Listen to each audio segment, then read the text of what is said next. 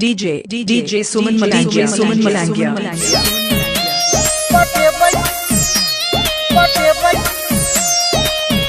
Mix by DJ Ram Kumar Kalapatti. अभी आप सुन रहे हैं सुमन मलंगिया एंटरटेनमेंट को। डीजे सुमन मलंगिया सुन रहा है कंचन रिकॉर्डिंग स्टूडियो से। फलानमा बेटी के पटे नया साल में नया साल में पटे नया साल में फलानमा बेटी के पटे नया साल में नया साल में पटे नया साल में करबै डर छियै हमर लभर नहीं करबै डर छियै हमर लभर लव यू लिख के रखबै रुमाल में। फलानमा बेटी के पटे नया साल में नया साल में पटे नया साल में फलानमा बेटी के पटे नया साल में नया साल में पटे नया साल में। डीजे सुमन मलंगिया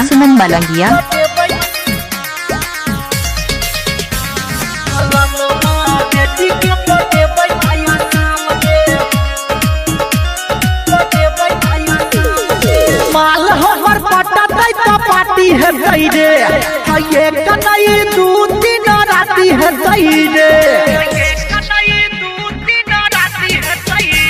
रे माल हमर पटतै त पार्टी है सही रे अरे ये कतई दू तीन राती है सही रे कोके पर बोझ छुपा लेबै गोरे गाल में। फलानमा बेटी के पटे नया साल में नया साल में पटे नया साल में फलानमा बेटी के पटे नया साल में नया साल में पटे नया साल में। DJ Suman Malangia mobile number 88 82 45 23 08 है। बेटी के पटे नया साल में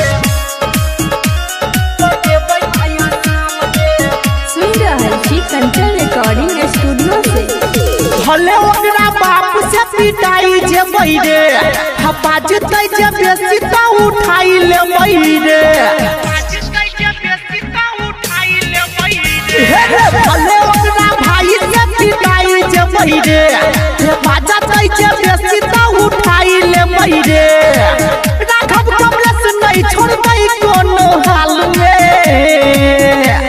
फलानमा बेटी के पटे नया साल में नया साल में पटे नया साल में फलानमा बेटी के पटे नया साल में नया डीजे साल मोबाइल में। नंबर 88 82 45 23 08।